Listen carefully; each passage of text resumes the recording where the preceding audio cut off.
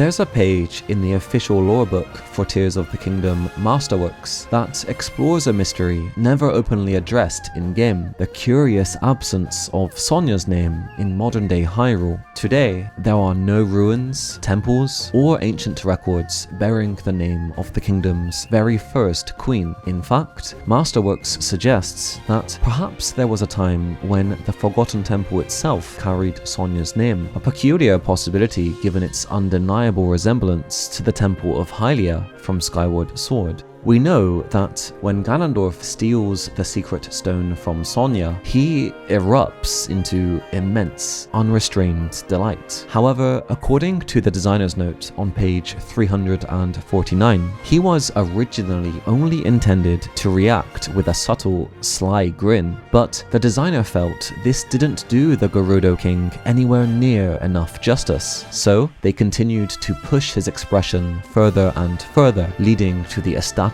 twisted laughter we see in the final release. But what I'd like to focus on in this video is the hidden lore buried within these pages, secrets that enrich and perhaps even redefine our understanding of Ganondorf's origins, the ancient bond between the Zonai and Hylians, the forbidden dark traditions of the Gerudo long thought lost, and much more.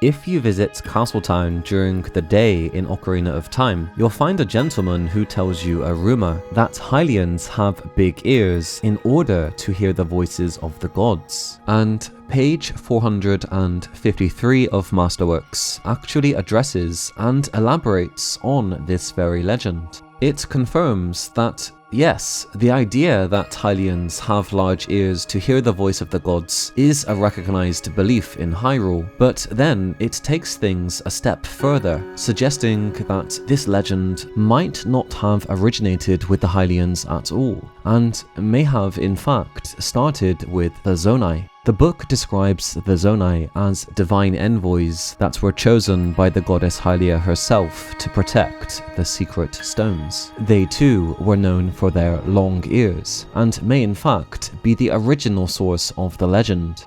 Masterworks proposes that in an age long before Rauru and Sonia's time, the Zonai tribe migrated to the sky. However, some decided to remain on the surface, and over time they may have evolved differently. Those left behind may have become the Hylians we know today. Their history is harder to trace, but the Zonai's connection to the gods is suggested to be very intimate, and the book states that they may have genuinely been capable of hearing divine voices. It's possible that the myth of the Hylians' divine ears is really a memory of the Zonai, passed down through the ages and slowly misattributed.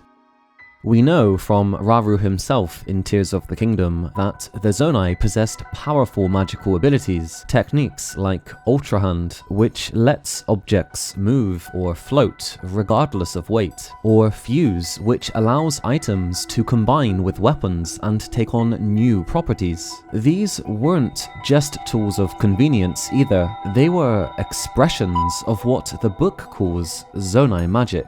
According to page 374 of Masterworks, not all Zonai shared the same abilities. Their magic varied from person to person. Each individual likely possessed their own distinct form of power, some stronger, some more specialized. It's a fascinating idea, I think, a civilization where magic wasn't uniform but personal. We have little information regarding how the Zonai governed themselves, but Masterworks proposes that magical ability may have influenced status. After all, Rauru, the first king of Hyrule, possessed not only multiple types of Zonai magic, but also a unique light-based power said to be especially potent. If each Zonai's abilities differed in number and kind, then Rauru's powers might explain why he rose to lead. And of course it begs the question, just how many kinds of Zonai magic once existed, and how many have already faded from memory? perhaps we'll find some light shed on this mystery in a future installment in the series. Speaking of divine bloodlines, Masterworks also elaborates, in quite some detail actually, shedding new light on the conflict between the first king of Hyrule and Ganondorf. On page 383, we are given a detailed account of the political landscape at the time. When Rauru rose to the throne, many tribes across Hyrule welcomed his leadership. His accomplishments were well known, and a spirit of unity followed. Through peaceful alliances, Rauru's kingdom quickly expanded and positioned itself as the center of power. But not everyone accepted this new order. Far to the west, the Gerudo had already built a nation of their own. Unlike other tribes, however, their society was older, significantly more developed, and ruled by a male king born only once every 100 years. A king who, in this era, was Ganondorf. The Gerudo valued power above all else. It was core to their values on what a leader is and what defines a nation. To them, Rauru's peaceful unification wasn't a mark of greatness, it was a weakness. A kingdom built not through conquest, but through diplomacy. A kingdom that depended entirely on one man's influence. To Ganondorf, it seemed fragile, temporary, unworthy. Masterworks suggests that this is where the resentment began, not just with ideals, but with identity. While many Hylians and sages had long, pointed ears, said to hear the voices of the gods, Ganondorf's ears were indeed round, an unspoken mark that perhaps he was never meant to follow the divine and was fated from birth.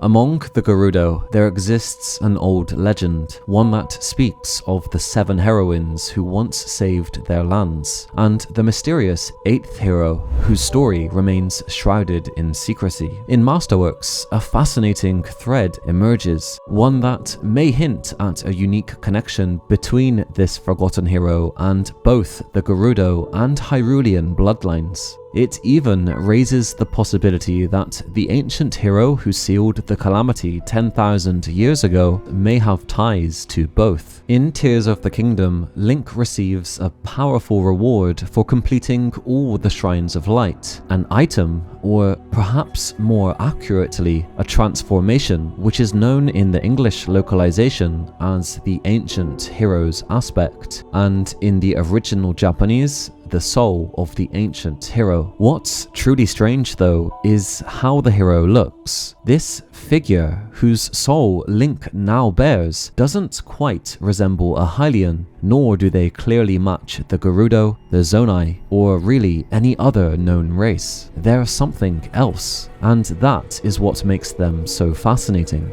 I do have my own theory on what the ancient hero might represent, but the full details might be best saved for another video. Still, let me offer a few hints. The soul of the ancient hero is found in the Temple of Time in the sky. A Zonai-built temple, yes, but one that houses a statue of Hylia. If the Hylians truly evolved from the Zonai, as Masterworks suggests, then this may represent something more. Perhaps something akin to a bridge between the divine, the mortal, and the forgotten. Masterworks tells us that the 8th hero was also known as the Bronze Giant, a name that conjures an image far more Gerudo than Hylian, and yet this figure's appearance is said to resemble the ancient hero who fought the calamity long ago. If they are indeed the same person, if the Gerudo's lost hero and Hyrule's ancient savior are one and the same, then the histories of these people may be far more intertwined than we've ever known.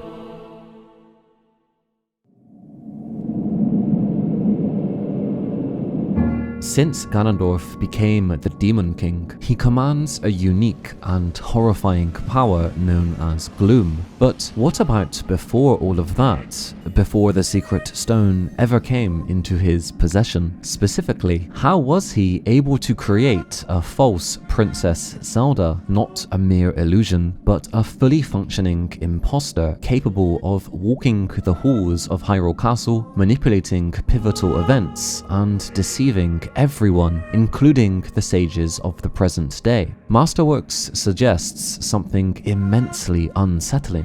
These puppets were not simply conjured from Ganondorf's newfound dark magic. Their origin likely traces back to something older, something far more terrifying. On page 426, the book proposes that the ancient Gerudo practiced a forbidden craft, a secret art that allowed them to bind evil spirits to their will. They would scrape earth from the ground, blend it with the bones of animals, molding it carefully into human-like figures, and then breathing life into them, bestowing upon them a will and purpose not their own. These creations, once animated, became something akin to undead puppets. When Zelda mockingly referred to her imposter as Ganondorf's puppet, she touched upon an ancient and chilling truth. Perhaps she recognized in this dark art something deeply rooted in Gerudo tradition, a practice so old and secretive that even in Ganondorf's own era, its sinister echoes still lingered. So when Ganondorf infiltrated Hyrule, sending forth a false Zelda to disrupt the royal court and sow confusion, this wasn't merely a trick conjured from Gloom or a new invention of the Gerudo King. It was something older.